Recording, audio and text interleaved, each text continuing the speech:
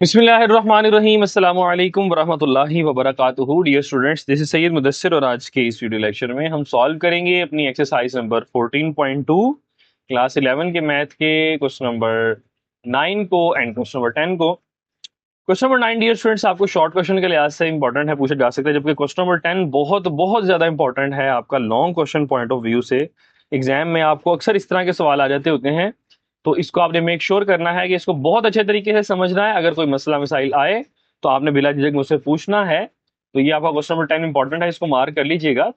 तो इस video lecture में हम सिर्फ और सिर्फ डिस्कस करेंगे क्वेश्चन नंबर 9 को एंड क्वेश्चन नंबर 10 को। तो आइए डियर स्टूडेंट्स क्वेश्चन नंबर 9 को देखते हैं। क्वेश्चन नंबर 9 में हमें 3 वेक्टर दिए हुए हैं। इसके पार्ट नंबर 1 को सबसे पहले सॉल्व करेंगे एंड देन पार्ट नंबर 2 करेंगे इंशाल्लाह।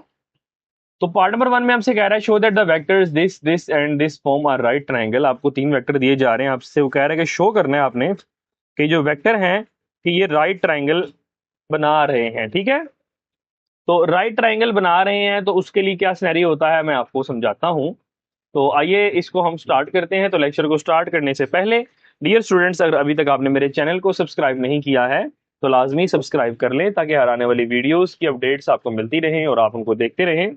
वीडियो अगर आपको पसंद आएगी तो इसको लाजमी लाइक कीजिएगा और कमेंट करके अपनी कीमती राय का लाजमी सार कीजिएगा कि मैंने कैसा पढ़ाया और आपको कैसे समझ आया। सबसे पहले तो डियर स्टूडेंट्स मैं आपको बताता हूँ कि राइट ट्रायंगल में हमारे पास सिनेरियो क्या होता है। ठीक है, देखें जी, ये हमारे पास सबसे फर्स्ट ऑफ ऑल ये लाइन है। ठीक है, उसके बाद ये ट्राइंगल बच्चों हमारे पास बन गई। ठीक है, मैंने एक ट्राइंगल बना ली है, थोड़ा गौर करें। अब ट्राइंगल में आप जानते हैं राइट ट्राइंगल में एक एंगल कम से कम 90 डिग्रीज का होता है। ठीक है, ये 90 डिग्रीज का आ गया। वो जो 90 डिग्रीज है इसका मतलब सपोज कर लें ये साइड ए है, ये साइड बी है और ये साइड सी है। लेट्स सपोज अगर तो दो साइडें आपस में परपेंडिकुलर, लाइक देखें ए इज परपेंडिकुलर टू बी। ठीक है, ए और बी परपेंडिकुलर है ना आपस में। तो बेटा अगर दो साइडें आपस में परपेंडिकुलर हैं तो उसका मतलब ये होता है कि उसका डॉट प्रोडक्ट, मतलब अगर उसका हम डॉट प्रोडक्ट लें आपस में, ये चीज मैंने पहले भी बताई है आपको। तो परपेंडिकुलर का मतलब होता है कि उसका डॉट प्रोडक्ट हमेशा किसके इक्वल आता है? जीरो के। क्यों इक्वल आता है जरा गौर करें, मैं आपको समझा देता हूँ। जब मैं इन दोनों का डॉट प्रोडक्ट खत्म करूंगा ना तो इनके दरमियान डॉट खत्म हो जाएगा तो आ जाएगा कॉज ऑफ थीटा। जब डॉट प्रोडक्ट खत्म करते हैं तो कॉज ऑफ थीटा आता है, और जब हम क्रॉस प्रोडक्ट खत्म करते हैं तो हमारे पास साइन ऑफ थीटा आता है। ठीक है, तो अब A B cos of theta, अब थीटा कितना है इसके दरमियान? 90 डिग्री है। तो ए बी कॉज ऑफ 90, जब कॉज ऑफ 90 कैलकुलेटर पे करेंगे वो आपको जीरो मिलेगा, तो जीरो मल्टीप्लाई ए बी पे जो वो भी जीरो हो जाएगा। तो देखें समझ आ गया ना आपको। बस आपने ये चीज याद रखनी है, अगर दो वैल्यूज आपस में परपेंडिकुलर हैं तो उनका डॉट प्रोडक्ट जीरो आता है। तो राइट ट्राइंगल में दो साइडें आपस में परपेंडिकुलर होती हैं। तो हमें गिवन 3 साइडें हैं, तो कोई सी दो साइडों का हम डॉट प्रोडक्ट लेंगे, अगर तो वो जीरो आ गया तो इसका मतलब वो राइट ट्रायंगल फॉर्म कर रहे हैं, और अगर ना जीरो आया तो इसका मतलब वो राइट ट्रायंगल फॉर्म नहीं हो रही है। तो सबसे पहले बेटा आप इसको लेट कर लें, जो वेक्टर आपको दिए हुए हैं ना उनको लेट कर लें। लेट कर लें कि u बराबर है किसके? 3i माइनस 2j प्लस के। u इसके बराबर है, v को भी इक्वल रख लेते हैं। v किसके बराबर है जी? i माइनस 3j प्लस 5 के। v बराबर है i माइनस 3j प्लस 5 के। ठीक है जी, और हम अगली को w के बराबर रख लेते हैं। w बराबर है 2i माइनस जे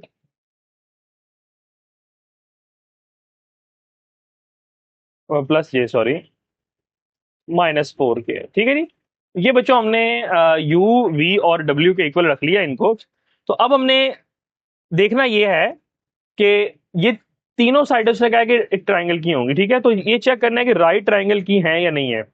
तो जो हम इनका डॉट प्रोडक्ट बारी बारी लेंगे, पहले देखें u का v के साथ ले लें, बेशक आप u का v के साथ लें, देखें जीरो आंसर आता है कि नहीं आता। ओके, मैं सबसे पहले ले रहा हूं u का v के साथ। ठीक है, u डॉट v कर लें।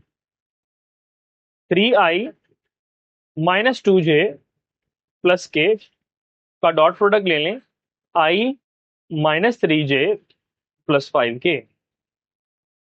तो u dot v dot product बच्चों आप जानते हैं कैसे लेते हैं, अगर आपको नहीं पता मैं बता देता हूं। i को i के साथ करवाते हैं, j को j के साथ और k को k के साथ, और सिर्फ वैल्यूज को, कोफिशिएंट्स को। ठीक है, तो 3 मल्टीप्लाई 1, इस i के साथ 1 लिखा हुआ है ना, तो इससे 3 1 जार 3, 2 को 3 के साथ माइनस माइनस प्लस 2 3 जार 6 और 1 5 जार 5। तो ये बनेगा 3 + 6 9 + 5 = 14, that is not equal to 0। अभी तो ये तो 0 के इक्वल नहीं है, इसका मतलब ये हमारे पास परपेंडिकुलर नहीं है। हम अब फाइंड कर लेते हैं बच्चों u डॉट w, u का डॉट प्रोडक्ट w के साथ। 3i - 2j + k का डॉट प्रोडक्ट ले लें w के साथ, जो कि ये है 2i + j - 4k। तो जी इनका भी डॉट प्रोडक्ट ले लें। u dot w equals to 3 × 2 6, 2 × 1 -2 1 × 4 -4। तो 6 - 2 -4 विल बी इक्वल्स टू -6। तो 6 - 6 बच्चों किसके इक्वल आ गया? 0 के इक्वल आ गया है ना, तो ये तो इक्वल टू 0 आ गया। तो मैंने आपको यही चीज बताई थी कि अगर किसी वैल्यूज का डॉट प्रोडक्ट 0 के बराबर आ जाए, इसका मतलब वो वैल्यूज जो हैं आपस में परपेंडिकुलर हैं, वो वेक्टर्स परपेंडिकुलर हैं। तो आप लिखेंगे u dot v is equal to 0, so u is perpendicular to w। u perpendicular है w के, तो हम लिखेंगे so u v and w form a right triangle. ठीक है जी, जी बस इतना सा ही थे। ये था बच्चों उसका पार्ट नंबर 1। तो आइए डियर स्टूडेंट्स, इसके हम पार्ट नंबर 2 की तरफ मूव करते हैं। पार्ट नंबर 2 है हमारे पास, the set of points P है 4 - 1 2,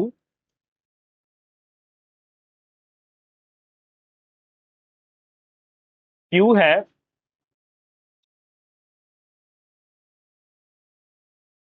1 3 -1,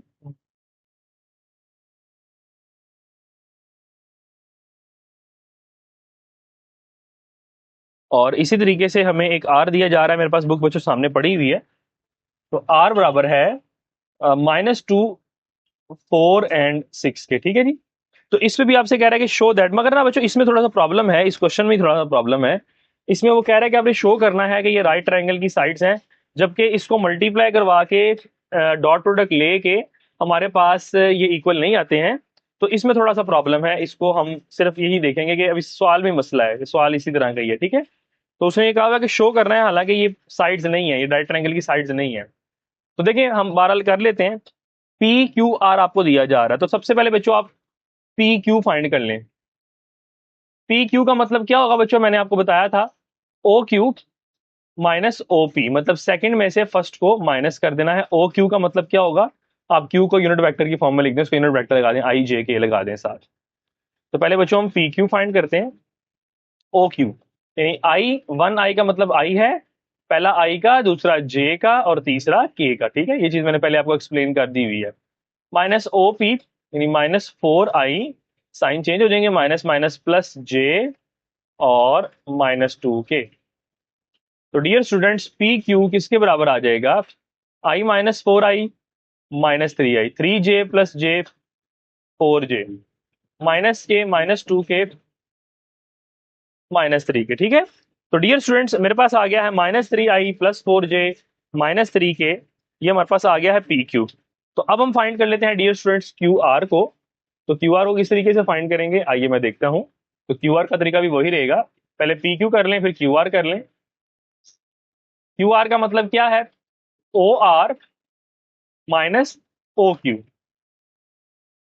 तो क्यू आर, ओ आर किसके बराबर है जी? -2i + 4j और उसके बाद 6k। ठीक है जी, ये हमने वैल्यूज पुट कर दी है यहाँ पे।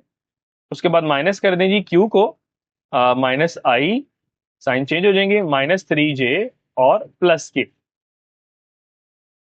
तो dear students Q R equal आ जाएगा, आई को आई में ऐड कर दें, -2i -i -3i हो जाएगा, 4j -3j बच हो जाएगा +j, और 6k + k will be equals to 7k। ठीक है। आगे आप पी आर भी फाइंड कर लें, आपकी मर्जी है, बहरहाल जितने मर्जी फाइंड करते नहीं, क्योंकि इक्वल नहीं आ रहा। अगर आपको इस तरह भी कर देंगे तो आपको कोई परेशानी का सामना नहीं करना पड़ेगा, आपको मतलब नंबर मिल जाएंगे। तो सबसे पहले बच्चों आप फाइंड कर लें पी क्यू का डॉट प्रोडक्ट क्यू आर के साथ। ठीक है। डायरेक्ट हम इसका नहीं ना फाइंड कर सकते हैं, क्योंकि हमारे पास प्रॉपर ये साइडें नहीं दी जा रही है, वर्टिसेस दिए जा रहे हैं ना हमें, प्रॉपर प्रॉपर वेक्टर नहीं दिए जा रहे हमें ये। तो पी क्यू का डॉट प्रोडक्ट क्यू आर के साथ -3i प्लस 4j -3k का डॉट प्रोडक्ट किसके साथ जी? -3i plus j plus 7k। Okay, तो डियर स्टूडेंट्स, आई को आई के साथ मल्टीप्लाई कराते हैं। 3 3 जार 9 माइनस माइनस प्लस जे को जे के साथ 4 1 जार 4 और -3 7 3 जार -21। तो 9 में 4 को प्लस करेंगे, द आंसर विल बी 13। 13 में से 21 को माइनस कर देंगे, that is equal to -8, that is not equal to 0। तो ये इक्वल नहीं आएगा। तो इसमें बच्चों फिर हम यही कह सकते हैं, क्योंकि सवाल में थोड़ा सा प्रॉब्लम है, उसने कहा है कि शो करना है बाकी ये हमारे पास ट्राइंगल की साइड्स नहीं है। तो आपने लिखना है सो गिवन पॉइंट्स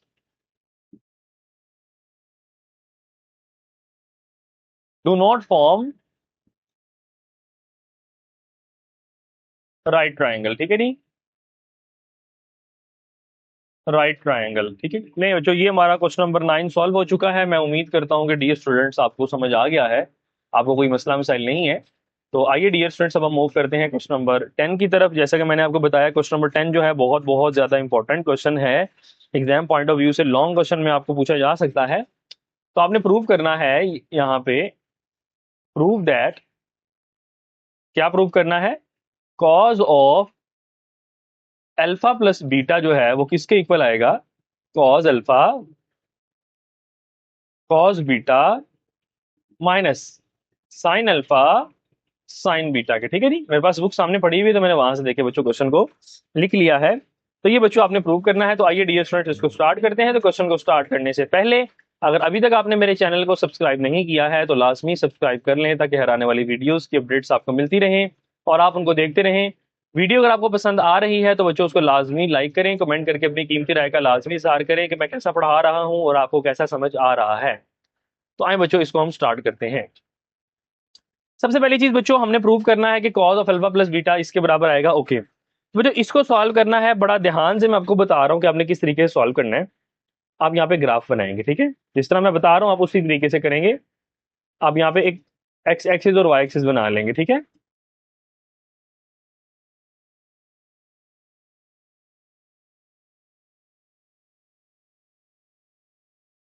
ये आ गया बच्चों एक्स एक्सिस,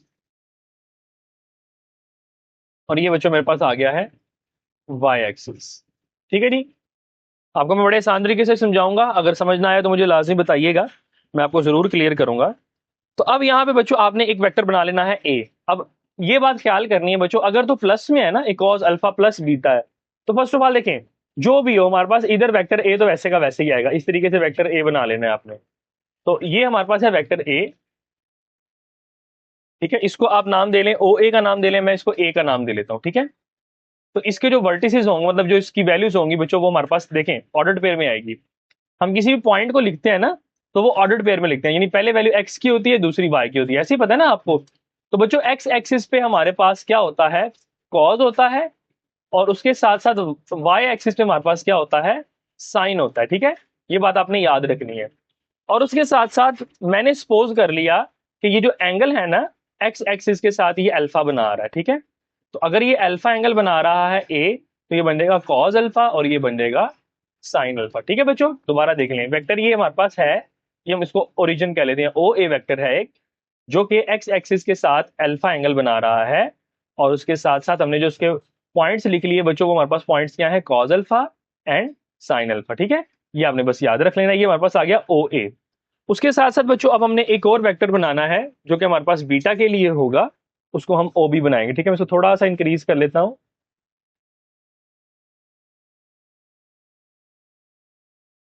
अब देखिएगा, अब यहाँ पे बच्चों अगर माइनस में हो, प्लस में हो ना, तो आपने नीचे बनाना है, नेगेटिव में बनाना है एंगल, ठीक है। ये थोड़ा सा ऑपोजिट चलेंगे यहाँ पे।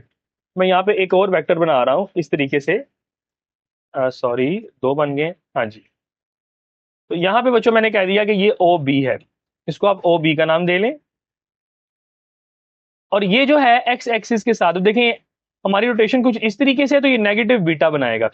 मैं आपको बता रहा हूं कि जब भी आपने पॉजिटिव में लेना है ना, तो पॉजिटिव में आपने माइनस बीटा लेना है। ये आपने बस इस चीज का ख्याल रखना है, ठीक है। अगर आपको चाहे वो साइन अल्फा प्लस बीटा दे, चाहे आपको कॉज अल्फा प्लस बीटा दे, आगे आपको साइन में भी हो सकते हैं आए। अब ये नहीं मुझे मालूम कि स्मार्ट सिलेबस में इंक्लूड किया हुआ है कि नहीं किया हुआ, मगर हो सकते हैं आएंगे लाजमी, ठीक है। इस तरह के सवाल जरूर होंगे आपके। तो अगर आपको अल्फा प्लस बीटा दिया हुआ है तो आप माइनस बीटा एंगल लेंगे, और इसी तरह अगर आपको अल्फा माइनस बीटा दिया हुआ है तो फिर हम पॉजिटिव एंगल लेते हैं। बस इस चीज का आप ख्याल कर लीजिएगा। तो बच्चों अगर हम टोटल एंगल की बात करें, यहां से लेके यहां तक एंगल, ये वाला एंगल टोटल, ठीक है, ये मेरे पास ठीक लाइन नहीं लग रही, मैं इसको यहाँ पे जरा लाइन ठीक कर लेता हूँ, माइनस बीटा, ओके। मैं अगर यहां से लेके यहां तक टोटल एंगल की बात करूं, तो बच्चों इस अल्फा में से मुझे इस बीटा को माइनस करना पड़ेगा ना, क्योंकि बच्चों वो माइनस हो रहा है, नेगेटिव की तरफ है। तो उसमें से अगर मैं माइनस करूंगा तब जाके मुझे टोटल एंगल मिलेगा। देखें, नेगेटिव की तरफ हो तो हमारे पास क्या कर रहा है ये देखें, अगर हमारे पास पॉजिटिव बीटा होता ना तो उसमें भी हम अल्फा माइनस बीटा करते, तो हमारे पास अल्फा माइनस बीटा में, तो टोटल एंगल हम माइनस क्यों कर रहे हैं, क्योंकि बच्चों वो नेगेटिव की तरफ है, तो उसमें से मुझे माइनस करना पड़ेगा। तो अल्फा में से माइनस किया मैंने माइनस बीटा को, तो हमारे पास टोटल एंगल कितना आ गया यहाँ पे, थीटा। टोटल थीटा आप कह लें अल्फा प्लस बीटा, ठीक है बच्चों। असल चीज थी ये समझने वाली, अगर आपको ये चीज समझ आ गई है तो फिर आपके लिए तो बच्चों सवाल सॉल्व करना मुश्किल है ही कोई नहीं। तो आइए अब इसको हम सॉल्व कर लेते हैं। तो सबसे पहले मैंने कहा लेट ओ ए, अब एक वेक्टर ओ ए था, एक वेक्टर था मेरे पास O B, and O B, एक वेक्टर बच्चों क्या था ओ ए और एक था O B, are the unit vectors. Are the unit vector आप जानते हैं कौन से होते हैं, जिसके मैग्नीट्यूड 1 होती है, ठीक है। आर द यूनिट वेक्टर्स एक ऐसे यूनिट वेक्टर्स हैं मेकिंग एन एंगल। अब बताएंगे एंगल कौन कौन सा बना रहे हैं, मेकिंग एन एंगल। अब देखें ओ ए एंगल कितना बना रहा है, अब ये ओ ए जो है वो अल्फा बना रहा है एंगल, देख रहे हैं आप।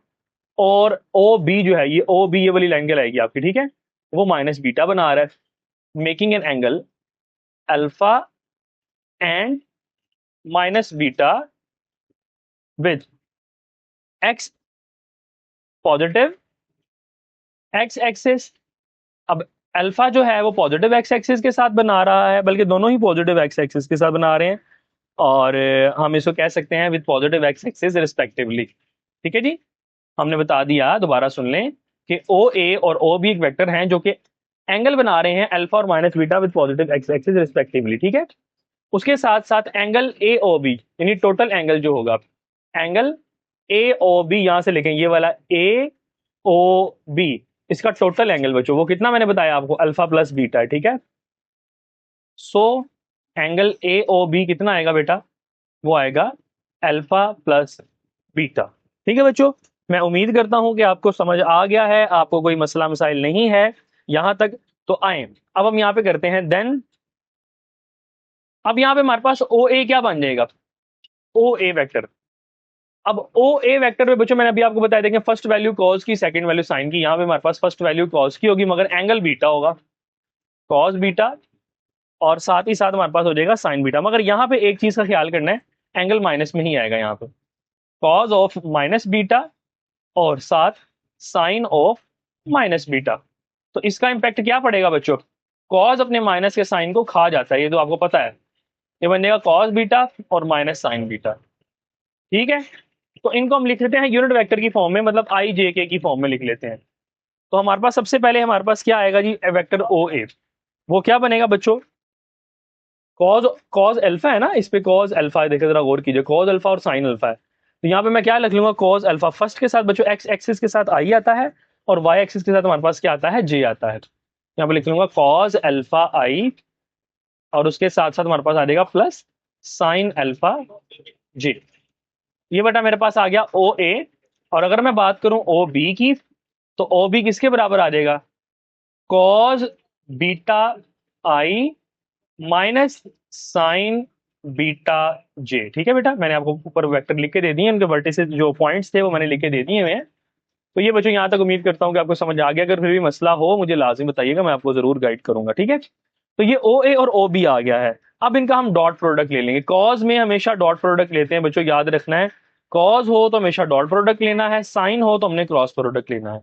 तो नाउ हम क्या करेंगे, हमने ओ बी का डॉट प्रोडक्ट ले लेते हैं बच्चों, किसके साथ, ओ ए के साथ, यानी ओ बी को आपने हमेशा पहले रखना है, डॉट प्रोडक्ट में सेकंड वैल्यू को पहले रखना है आपने। तो कॉस बीटा आई माइनस साइन बीटा जे ये आ गई बेटा ओ बी की वैल्यू। अब लिख लें ओ ए की वैल्यू डॉट कॉज अल्फा आई प्लस साइन अल्फा जे, ठीक है नी। ओ बी डॉट ओ ए। अब बेटा जब डॉट प्रोडक्ट खत्म करते हैं, मैंने प्रीवियस क्वेश्चन में अभी बताया आपको, जब डॉट प्रोडक्ट खत्म करते हैं तो फर्स्ट और सेकंड वैल्यू का मैग्नीट्यूड हो जाता है। इस तरीके से ओ बी का मैग्नीट्यूड और साथ ओ ए का मैग्नीट्यूड, और साथ हमारे पास आएगा कॉज ऑफ थीटा, जो भी एंगल उनके दरमियान है वो आ जाएगा, ठीक है। डॉट प्रोडक्ट खत्म करते हैं तो इन दोनों को मल्टीप्लाई करवा के साथ कॉस थीटा लिख देते हैं। और डॉट प्रोडक्ट का असूल होता है आई को आई के साथ, जे को जे के साथ। तो ये बेटा बनेगा आई आई से मल्टीप्लाई होगा, ये बनेगा कॉस अल्फा और कॉस बीटा, ठीक है। आई मल्टीप्लाई आई वन हो जाएगा, उसको लिखने की जरूरत नहीं होती, प्लस माइनस माइनस, और ये बन जाएगा साइन अल्फा और साइन बीटा। तो डियर स्टूडेंट्स, यहाँ पे हमारे पास टोटल एंगल कितना था? टोटल एंगल देखें, थीटा हमारे पास अल्फा प्लस बीटा था ना, तो यहाँ पे हम थीटा की जगह पे, इस थीटा की जगह पे अल्फा प्लस बीटा पुट कर देते हैं। जैसा कि मैंने ऊपर बताया कि ये ओ ए और ओ बी यूनिट वेक्टर है, तो यूनिट वेक्टर का मैग्नीट्यूड जब भी लेते हैं तो बच्चों वो वन आता है। इसका भी वन होगा, इसका भी वन होगा। और cos as it is theta की जगह मैंने पुट कर दिया alpha plus beta, cos alpha cos beta minus sine alpha sine beta. बच्चों ये आ गया एज इट इज। तो जी इसको मल्टीप्लाई कराएं तो हमारे पास क्या बन जाएगा, वन वन जार वन, बाकी लिख लें as it is, cos of alpha plus beta cos alpha cos beta minus sine alpha sine beta. तो ये देखें डियर स्टूडेंट्स, ये हमारा प्रूव हो गया है। कितना इजी था ये, हमारे पास लॉन्ग क्वेश्चन के लिए बहुत इंपॉर्टेंट है। मैं उम्मीद करता हूँ कि आपको अच्छे से समझ आया है, आपको कोई मसला मसाइल नहीं है। अगर आपको फिर भी कोई मसला मसाइल हो, किसी किस्म का कोई सवाल हो, आप बिला झिझक मुझसे पूछ सकते हैं। वीडियो अगर आपको पसंद आई है तो इसको लाजमी लाइक करें और कमेंट करके अपनी कीमती राय का लाजमी इजहार करें, मैंने कैसा पढ़ाया और आपको कैसा समझ आया। तब तक के लिए मुझे इजाजत दीजिए, इंशाल्लाह नेक्स्ट वीडियो लेक्चर में मुलाकात होती है। अस्सलामु अलैकुम वरहमतुल्लाहि वबरकातुहू।